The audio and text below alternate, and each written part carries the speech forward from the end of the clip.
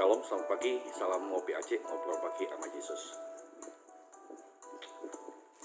Kita akan membaca di dalam Lukas 16 ayat yang ke-10.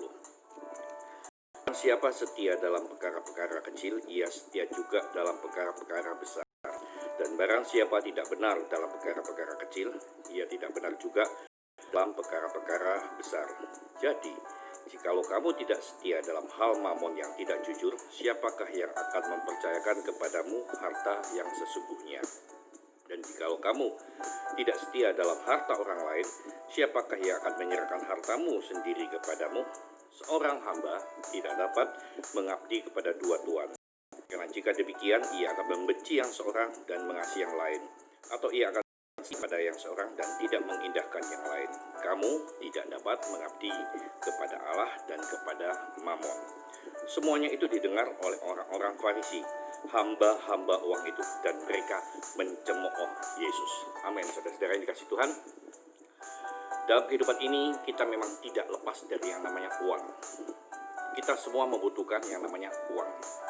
Semua, tetapi yang uang yang kita pakai, yang kita butuhkan harus digunakan, benar-benar digunakan dengan baik untuk sesuatu yang memang diperlukan, bukan sesuatu untuk dihambur-hamburkan.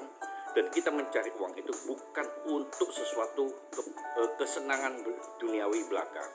Sebab itu Tuhan berkata, kalau kita sebagai hamba Tuhan, sebagai orang Kristen, janganlah kita ini mengabdi kepada dua tuan.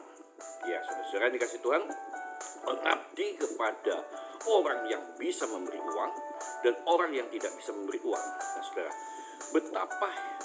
betapa hebatnya Tuhan Yesus ketika mengatakan hal ini, sehingga banyak hamba-hamba Tuhan, ya saudara, yang disebut dengan orang Farisi, yang melayani hanya sekedar uang, melayani sekedar uang, dan uang, dicemooh dan mereka tersinggung.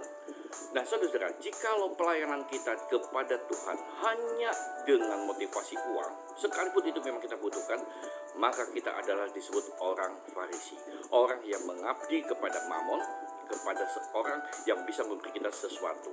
Nah, saudara-saudara, di dalam gereja banyak sekali nampak sekali pelayanan kita. Jikalau ada orang yang kaya datang, kita akan berkata, oh shalom, shalom. Tapi begitu ada orang yang tidak mampu, saya tidak katakan miskin, saudara, lalu kita hanya sekedar mengatakan shalom.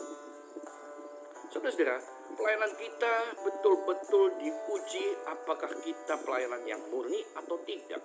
Pelayanan kita ini diuji pelayanan kepada Mamon atau kepada Tuhan. Pelayanan kita ini diuji pelayanan yang kepada manusia yang berduit atau kepada manusia yang sederhana, saudara. Sebab itu pada masa-masa sekarang ini benar-benar kita diuji, berharap pada Tuhan atau berharap kepada orang yang mendukung atau yang mendonasi kita. Nah, saudara dikasih Tuhan, hidup ini seharusnya benar-benar hidup yang penuh dengan syukur.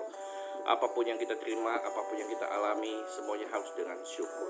Nah, saudara, sebab itu Tuhan meminta di dalam perkara yang kecil setialah, perkara-perkara yang sederhana setialah, sehingga kita mendapatkan perkara yang besar, maka kita sudah diuji kesetiaan kita di dalam perkara kecil itu.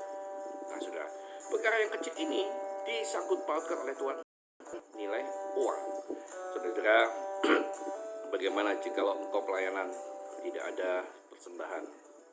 Seperti zaman dahulu, ya, kita selalu ketika pelayanan kita hanya diucapkan terima kasih ya, upahmu besar di surga. Terima kasih ya, upahmu besar di surga. Tidak ada amplop, tidak ada titipan uang.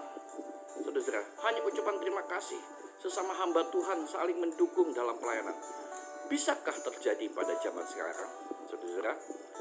Lalu kita pelayanan memberikan suatu firman, saudara, lalu dikatakan makasih ya, upahmu besar di surga. Mungkin kita akan mengundurkan diri untuk menjadi hamba Tuhan. Pelayanan jangan dijadikan ajang bisnis. Pelayanan jangan dijadikan seperti sumber keuangan kita. Kalau engkau ingin mendapatkan uang, seperti firman Tuhan berkata, bekerjalah. Saudara, selama masih siang bekerjalah.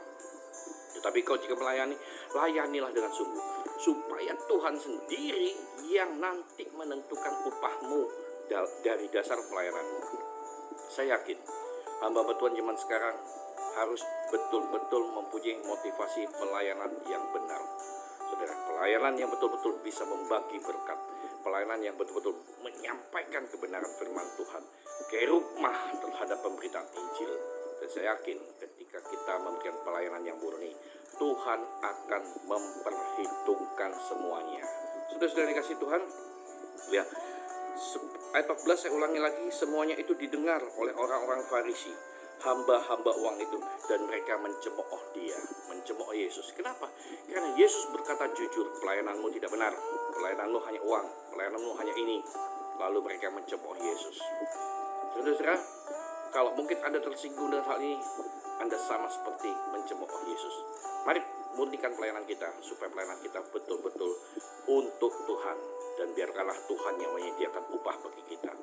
Janganlah kita menjadi hamba yang mengabdi kepada dua tuan, tapi kita hanya menjadi hamba yang mengabdi kepada Tuhan Yesus Kristus. Shalom, Tuhan Yesus memberkati kita.